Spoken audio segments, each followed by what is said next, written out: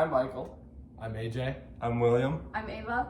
And today we're going to be talking about neurons and neuronal transmissions. You're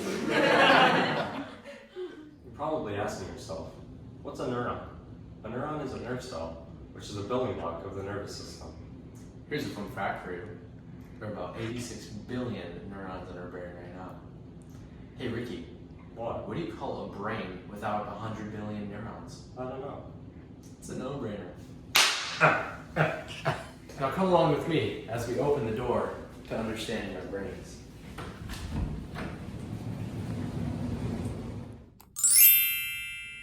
This is the introduction of the neuron and its parts. And this is how AJ is able to do this. First, we will go over the dendrites. These little branch things along the soma. They receive signals from other neurons through neurotransmitters. Next, we have the soma, this ball-like thing. It is the house of the neuron's DNA. This is where proteins are made to be transported. Next, we have the nucleus. This is the oval-shaped ball in the soma. Next, we have the axon. Fun fact about the axon, it's thinner than human hair. This long, stick-like thing right here. And the axon, what it does, it transports electrical impulses through the neuron to be received by other neurons. Next, we have the node. The node is the area between each myelin sheath.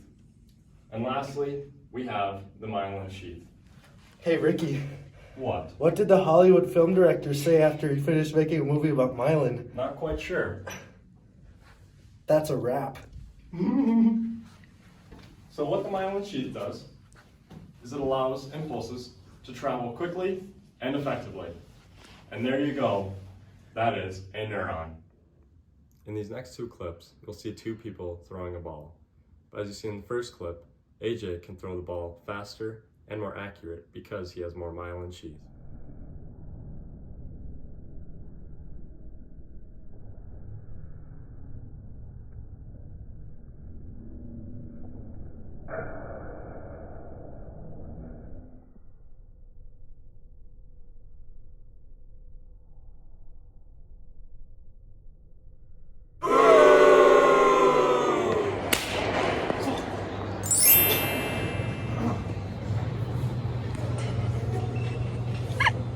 Probably wondering how AJ felt the stimulus as I trap slapped him. To explain this, we will show you how neurons transfer information. We will use this diagram of a neuron. Before a neuron receives a signal from another neuron, it is in resting potential, which is a negative charge ranging from negative 20 millivolts to negative 100 millivolts, depending on the cell type. Neurotransmitters bind to receptors on the neuron's dendrite. This binding opens ion channels that allow charged ions to flow in and out of the cell. In this case, sodium is flowing through the channels due to an excitatory signal. As the positive charge flows into the soma, the neuron starts depolarizing until it reaches the threshold, which in most neurons is around negative 55 millivolts to negative 65 millivolts. The threshold triggers an action potential, creating a domino effect of the release of sodium ions into the axon by voltage-gated sodium channels. This domino effect happens at a rate of 100 meters per second, which is about 3 times as fast as a curveball. The action potential triggers a release of neurotransmitters out of the axon terminal. These neurotransmitters relay signals to the next target cell, and the neuron begins repolarizing to reach resting potential before it can depolarize again. Neurons communicate with each other through synapses. A synapse is the junction between the axon terminal and the receiving neuron. When an action potential reaches the knob-like terminals at an axon's end, it triggers the release of neurotransmitters. Within 1/10,000th of a second, the neurotransmitter molecules cross the synaptic gap and bind to receptor sites on the receiving neuron. The neurotransmitters unlock tiny channels at the receiving site, and electronically charged atoms flow in, inhibiting the receiving neuron's readiness to fire. Then, in a separate process called reuptake, the sending neuron reabsorbs the excess neurotransmitters. Neurotransmitter systems don't operate in isolation.